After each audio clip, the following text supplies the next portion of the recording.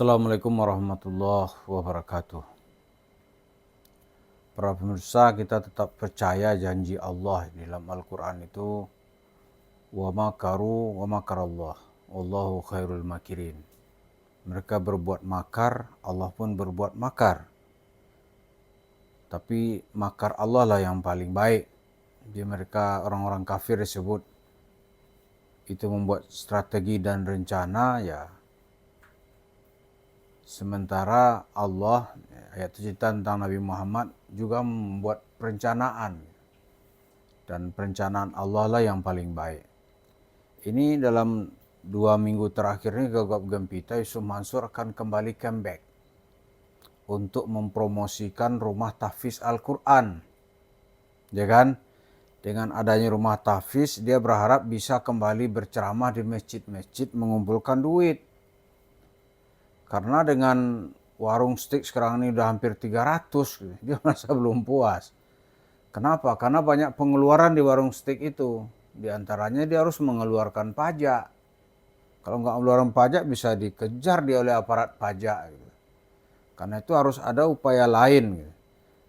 Nah, di video yang muncul dalam 2 minggu terakhir ini, dia akan mempromosikan kembali rumah tahfiz Darul Quran. Bisa sukses nggak? Gitu. Seperti kita ketahui rumah tahfiz itu sekarang sudah megap-megap. Banyak yang sudah bertumbangan. Gitu. Nah, Yusuf Mansur itu akan sukses kalau dia terhindar dari isu-isu negatif. Apa itu isu negatif? Yang pertama sekarang dia mempromosikan rumah tahfiz.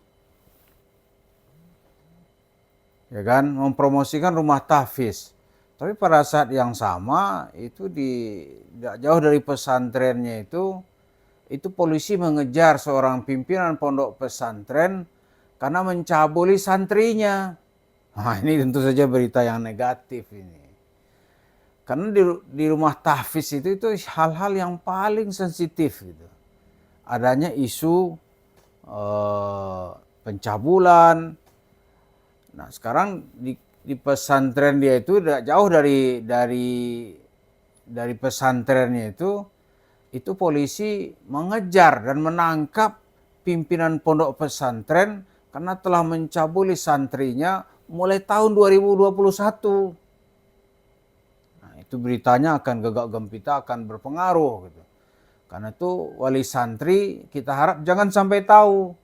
Kalau tahu, dia nggak bakalan menyekolahkan atau menyerahkan anaknya ke pesantren yang anaknya nanti akan disodomi oleh kiainya atau nanti akan di apa nih bahasa sopannya diruda paksa gitu atau diperkosa gitu. Oh, ngeri lah, siapa orang tua nggak akan ngeri. Jadi Yusuf Mansur muncul sekarang ini pada event yang tidak tepat, ya kan? Tidak tepat. Tentu saja Yusuf Mansur tidak mengira ada berita-berita begini gitu. Begitu dia mau comeback ada berita begini. Tentu di luar kendali dia dan di luar juga asumsi di banyak orang. Nah, itu yang pertama ya. Yang kedua, wali santri jangan sampai tahu lagi nanti bahwa rumah tahfiznya sebagai apa ya? Kuda Troya gitu. Atau alat bagi Yusuf Mansur untuk digunakan supaya ada alasan untuk terjun ke majlis taklim untuk berceramah. Karena sekarang dia kan nggak dipanggil-panggil oleh orang ceramah. Karena itu ada 1-2 institusi sekarang ini menyediakan tempatnya supaya launching ceramah-ceramah gitu. Jadi kalau wali santrinya tahu, dia juga nggak mau itu. Ngapain kita dijadikan kambing hitam gitu untuk mendapatkan duit. Itu ya. Karena selama ini bagi Yusuf Mansur dia nggak bisa itu mengelola rumah tahfiz dengan baik. Nggak ada rumah tahfiz yang baik. Kecuali ada emosi dari masyarakat dulu tuh ingin kembali kepada Al-Quran. Ditambah itu ceramahnya misalnya Syekh Ali Jabir di mana-mana yang menganjurkan agar orang menjadi hafiz Quran. Bahkan dia akan membentuk katanya 1 juta hafiz Al-Quran di seluruh Indonesia. Sekarang Syekh Jabir sudah dipanggil oleh Allah, sudah meninggal. Jadi dulu ini yang ditunggang oleh Yusuf Mansur supaya rumah tahfiznya maju. Karena itu siapa aja yang bercerita Islam ke sini, katakanlah Dokter Zakir Naik. Oh, Yusuf Mansur semangat sekali dia. Dari pengaruh ini nanti rumah tahfiznya akan maju. Dengan demikian dia bisa memperoleh sasaran baru, bagaimana memperkaya dan menambah pundi-pundi uangnya atas nama tahfiz Quran. Ngeri ini, ngeri. Yang ketiga, gitu, Mansur juga akan sukses kalau wali santri tidak tahu bahwa pesantren yang pernah dia bikin atau rumah tahfiz yang pernah dia bikin itu tidak ada prestasinya. Kalau menganggap nanti wah internasional lah, itu bisa masuk tuh. Cuma kan oleh santri kita ini kan banyak dari kaum perkotaan gitu, yang dia sibuk dan tidak sempat tuh mengawasi dan melihat mana pesantren yang berkualitas gitu. Nah, dia itu dapat dia. Tapi kalau tahu nanti informasinya terbuka bahwa ini pesantren nggak ada prestasi, santri-santri nggak ada yang hafiz gitu, mungkin dia akan menarik diri, nggak jadilah nyekolahkan anaknya ke situ gitu. Karena memang kita lihat gitu ya, saya pernah tuh jumpa dengan wali santri yang gagal menyekolahkan anaknya ke pesantren milik Yusuf Mansur. Alasannya sederhana saat itu. Kenapa dia pengen gitu?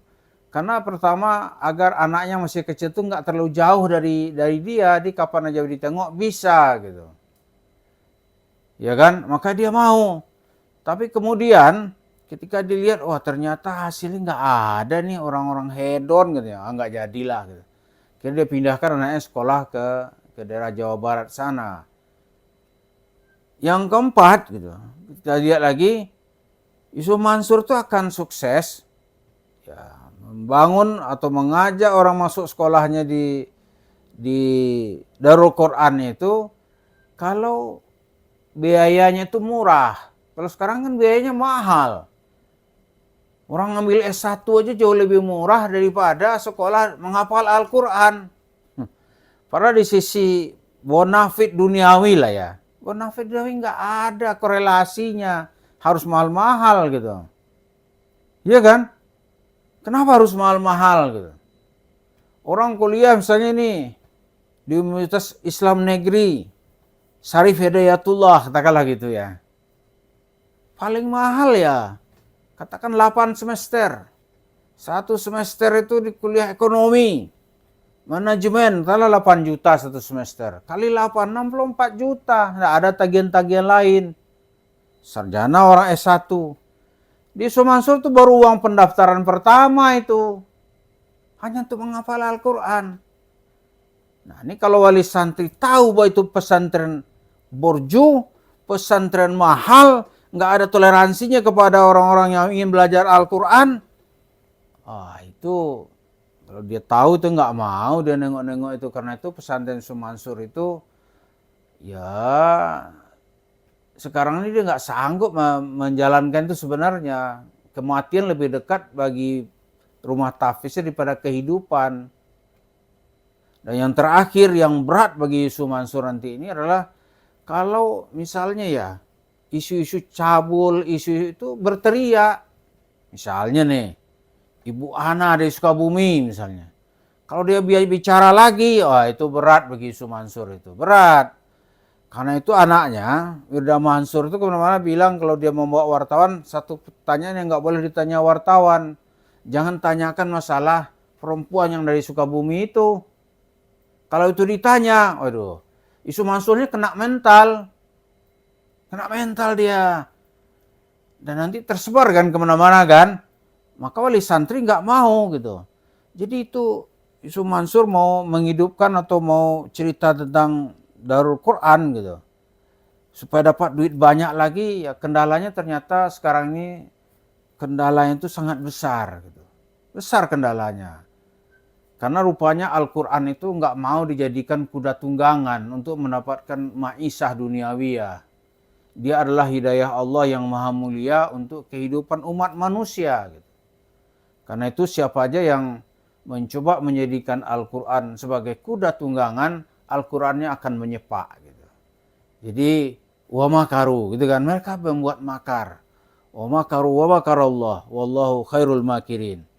Allah itu lebih baik lagi rencananya. Ada aja kasus-kasus mau launching, ini yang terbuka gitu.